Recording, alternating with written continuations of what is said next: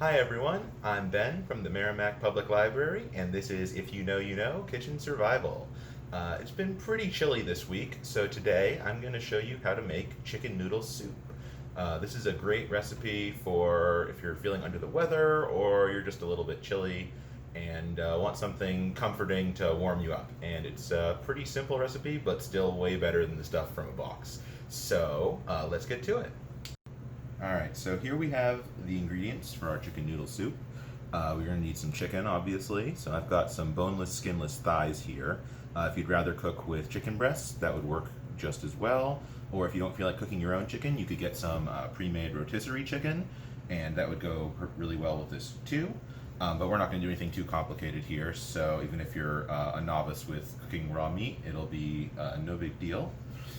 We've got egg noodles for the noodle part of our chicken noodle soup. I just happen to like egg noodles. You can use whichever noodles you like, but these are a pretty good size, and I like the flavor in a broth soup. We're going to need an onion, a couple of carrots, some celery, probably a couple stalks, and some store-bought chicken broth or chicken stock. I mean, you can make your own stock, but that's way more advanced than the scope of this video. And you're going to need a big pot to cook it all in. Lastly, we've got some spices over here. If you don't have all of these, you can definitely still make this recipe. It'll taste a little different, but it'll still be good. But I've got some dried thyme, some bay leaves, some oregano, and some fresh parsley. And that's going to be all we need, except for a little bit of oil and maybe one or two optional add-ons that we'll talk about later. So let's get down to it. Okay, so the first thing we're going to want to do is clean off our carrots. If they're kind of dirty like mine, or you just don't feel like really rinsing them, you can use a vegetable peeler and just peel them off. I might give them a quick rinse just to make sure that the peeler isn't picking up any dirt from the outside. So just give them a quick rinse there, and I'm going to run the peeler down the length of the carrot, making sure I get those dark spots out.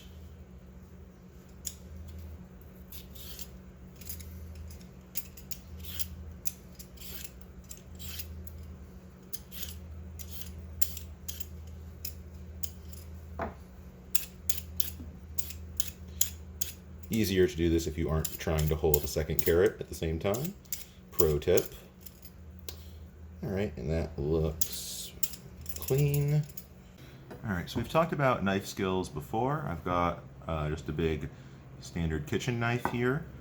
Just to review, the easiest way to keep control of the knife is if you actually put your thumb and forefinger on the blade itself. It makes your adjustment a little smoother than if you're just doing this sort of a grip. And when you're chopping, it's helpful to keep your hand in sort of claw shape. That way when you have the knife come down, the flat of the blade will touch your knuckle and you won't slice the tips of your fingers. It takes a little bit of practice to get the hang of doing the claw with your hand. I'm still not great at it, but you know, give it a shot. And remember, if you keep everything sort of in contact with the flat of the blade, you won't get the sharp part of the blade on your fingers.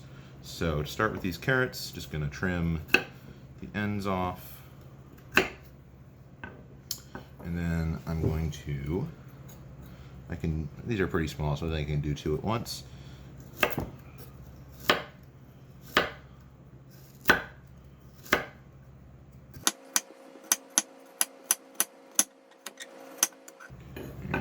Thicker here, so I'll just go one at a time. And if you can get them pretty consistently sized, they will cook evenly, which is always a plus. There won't be some carrot pieces that are mushy and some that are still firm. You'll get them all to the same texture. All right. So we've got our carrots, and next let's deal with our celery. So when you're washing celery, you just want to make sure that you're getting in the center here. So just scrub with your fingers. If you've got a scrubbing brush, you can try that too. And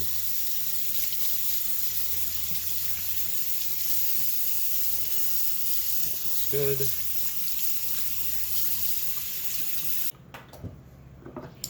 Alright, and for the celery, same basic procedure as we did with the carrots. I'm going to trim off the ends here. And take it as far down as I think I want. And I'm just going to watch for these sort of brown bits and probably cut those out when I get there. So, line them up. You can do 2 at a time.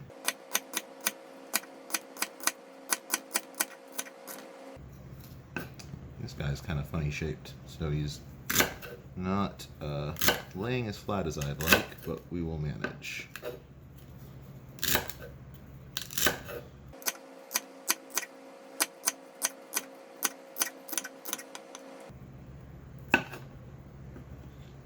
And I'm just gonna take that part out and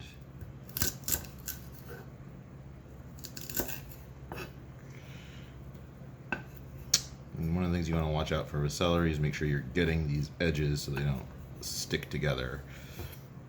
And there you have it. And lastly, we're going to chop up our onion using a technique borrowed from Gordon Ramsay. I was going to show you guys how to peel this one, but mine had some gunk on the peel and I needed to make sure it was still good to eat on the inside. So when you're peeling an onion, just sort of pull back the skin whatever way makes the most sense for you, or you can even leave it until you've made your first cut and it will come off a little easier. So for starters, we're going to cut this in half from the top to the bottom. The bottom here is the root. If we leave the root alone until the end, it will release less of the stuff that stings your eyes and makes you cry. So we're gonna leave that alone. And we're just going to chop off this top bit where it's all papery. Alright, and so now what we do is we try to go as close to the root as we can without actually cutting all the way through, and we make vertical slices down the onion at about the thickness you want your pieces to be.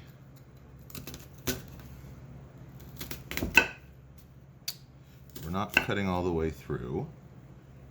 And then there, okay. And now we're going to cut this way. This is probably the trickiest bit because you're cutting towards your hand. Just keep your hand on top of the onion like it's a baseball you're gonna pitch or something. Hold it together and slice in. Again, we're trying to go most of the width of the onion without actually cutting through.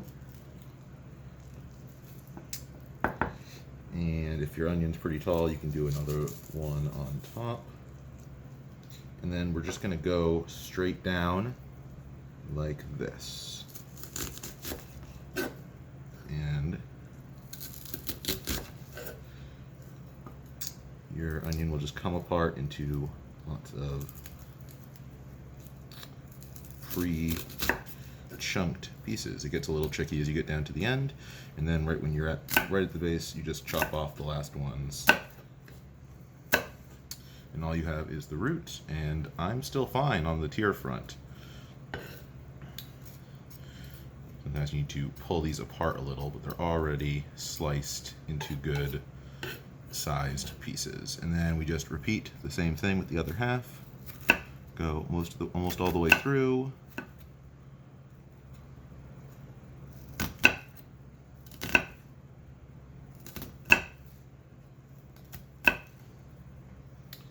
Slice down the middle, being very careful not to cut ourselves. And do this, with the blade facing out, your hand perched on top.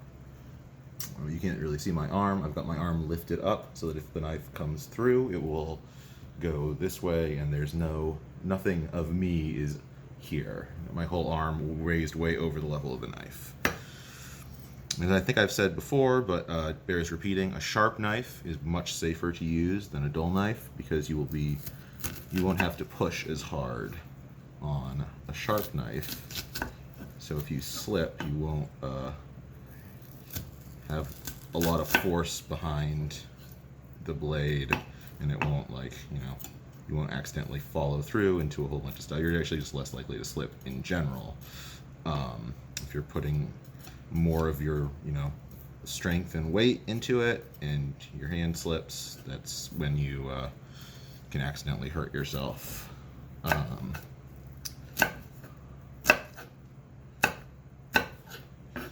right. And that's how to slice an onion. And as I said before, I am still tear free, so I guess Gordon Ramsay has this one right. And we're ready to start cooking.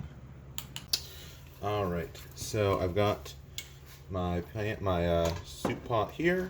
I'm going to start this over medium-high heat and heat some olive oil until it is shimmering. All right, so our oil is heating up, and we can throw in our onions first. My onion was a little small, so I actually ended up adding a little more. Might be a hair hotter than I want.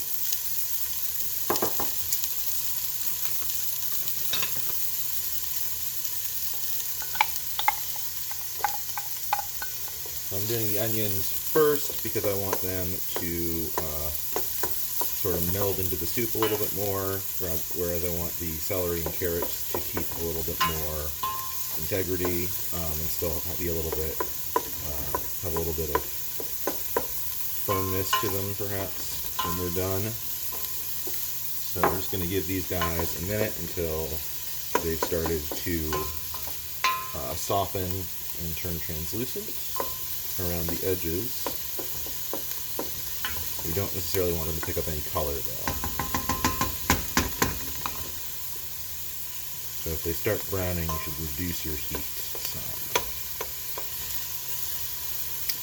If you want to add a little bit of garlic to your soup, now would be an optimal time to do that. Oh yeah, see, I'm getting a little bit of browning, so I'm going to turn my heat down a hair, move these guys around, and I think we're ready to add our other vegetables.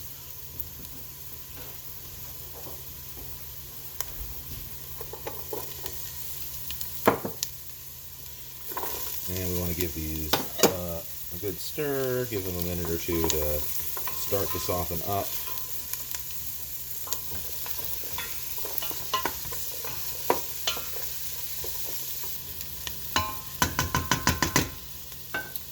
Alright, so I'm going to add my chicken soup now, chicken soup stock. I've got 64 ounces, which is the same as 8 cups. And this is just a store-bought chicken stock.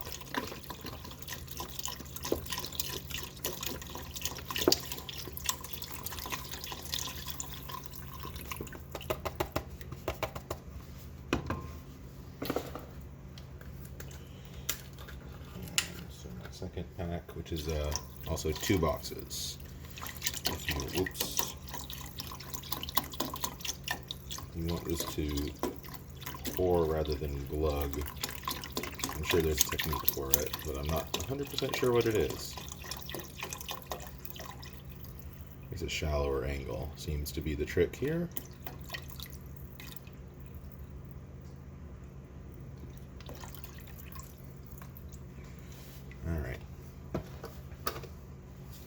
So we'll give this a good stir, and then we're going to let this heat over pretty high and try to get it up to a simmer. So while we're waiting for the soup to come up to a simmer, I'm going to chop up some of our parsley here. This is from my garden, so I'm just going to take some of these bigger stems off.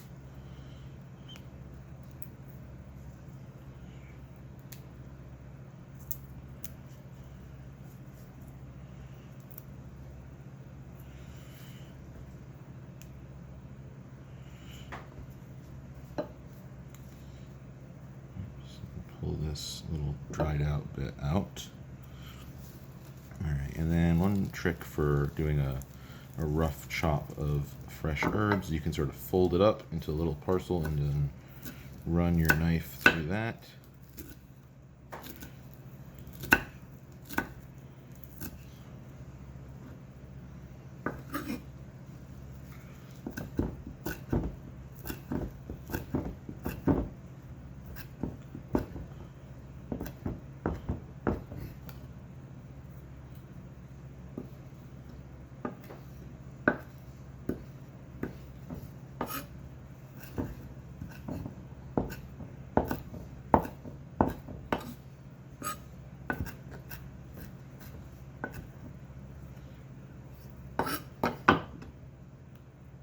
Alright, and there we go.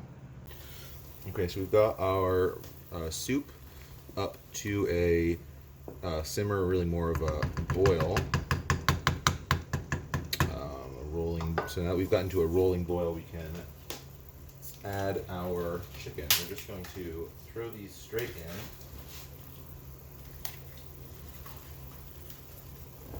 We've got our chicken thighs, and oops. And we can just drop these right in, being very careful not to splatter ourselves.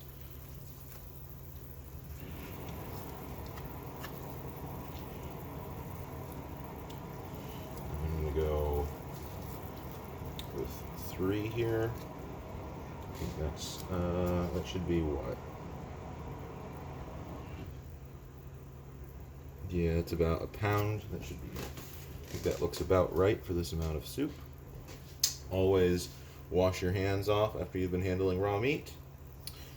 And we're just going to let these continue to boil. Alright, so we're going to let these chicken thighs go for about 15 to 20 minutes at a boil, at which point they should be cooked through pretty nearly cooked through.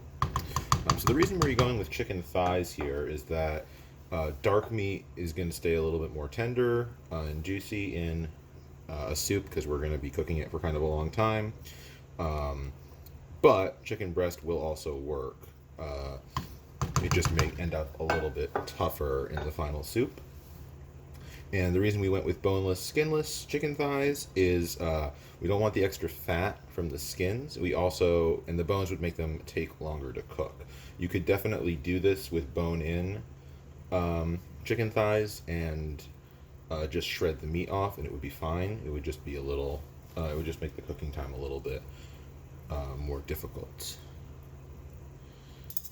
While we're letting our chicken cook, we're going to go ahead and add our herbs and spices. So we're going to want 2 bay leaves, a half teaspoon of oregano,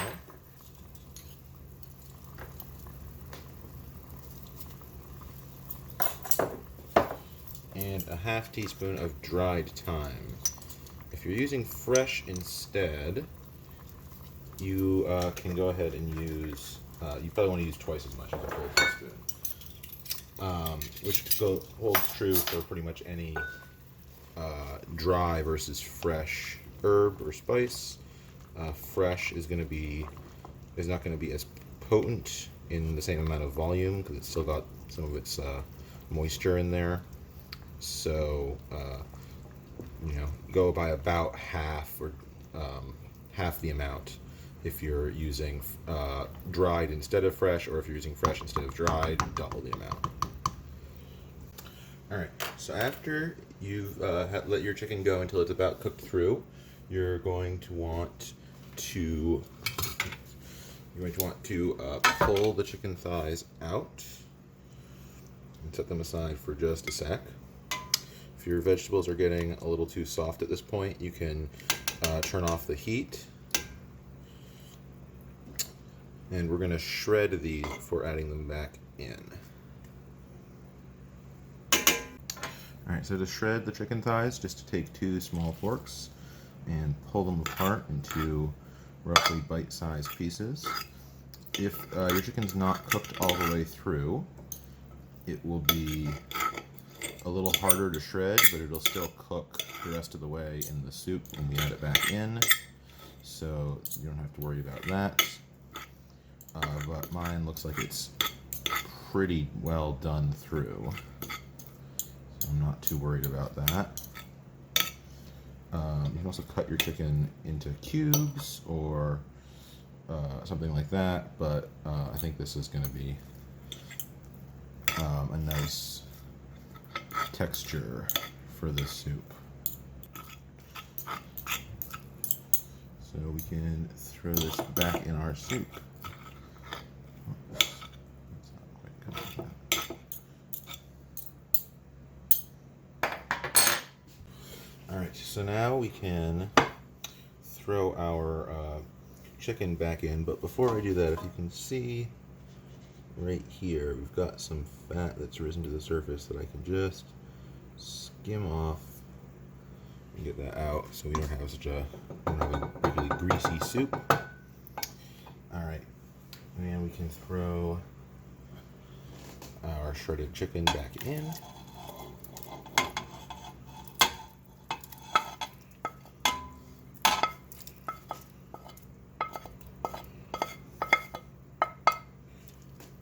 Give this guy another good stir. Now we've got everything we need for our chicken noodle soup except the noodles. And so the reason we haven't done the noodles yet is we're going to add the noodles to the portion that we're going to serve, so that we because if you leave noodles in the in your soup when you save your leftovers, the noodles will keep absorbing more of your broth, and the noodles will get mushy, and then you'll also have a lot less actual soup in your soup, and you'll get kind of a saturated noodle stew type thing instead. So we're just going to dole out some of this into another pot and cook the noodles in that. Okay, so I've got my second pot. I'm going to spoon out a couple servings of my soup.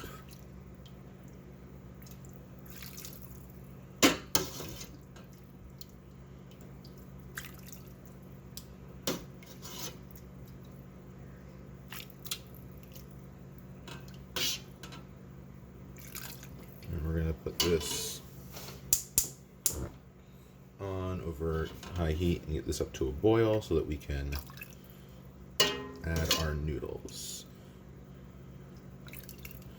And at this stage, or really just before this stage, you can taste your soup for seasoning. See if what you want to add in terms of salt and pepper to it.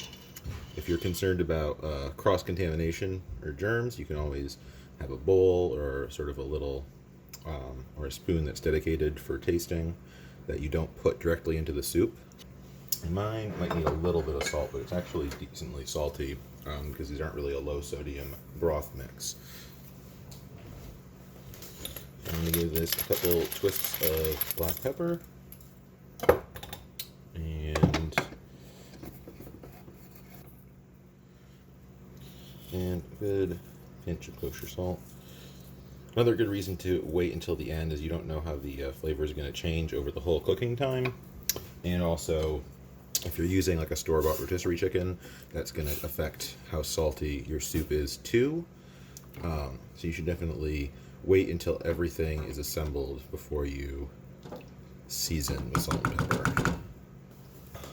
Another good piece of advice about salting soup is it's always very doable to add more salt, but it's very difficult to, there's really no way to remove salt. People say you can throw half of a hot potato. I'm not so sure that actually works. Really the only thing that's guaranteed to make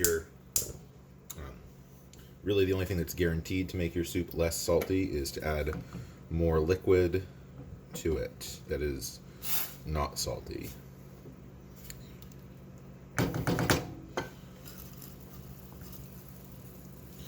Alright, so we've got our serving pot to a rolling boil. I'm going to add our egg noodles now. This is about, 5 ounces. You can kind of just eyeball this. if you want. If whatever noodle you're using, if you're not using egg noodles, you just probably want to follow the manufacturer's directions, except for you're going to cook it in the soup instead of in a separate pot of water. And you may need to add some more salt to this to season the noodles properly when it's done. So that's, in my case, I'm going to need to let that go for about 7 minutes.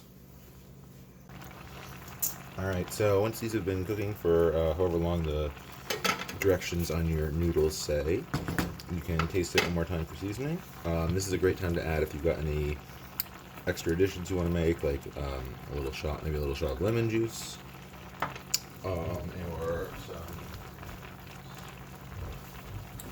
or some freshly chopped scallions you could throw on top just to heat up for maybe a minute or less. You don't necessarily want to cook these, just let them soften a little and let the flavor mingle with everything else.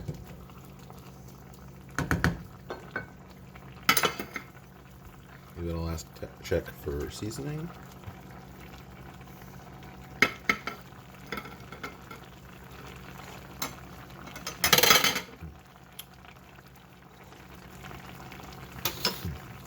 And if you're happy with it, you're all set.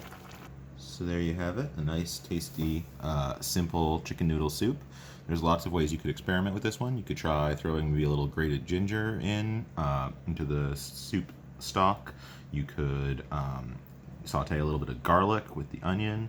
Lots of different things you can experiment with. You can play with the proportions of vegetables and noodles to how much soup you like. And it's all pretty easy to eyeball, which is really nice.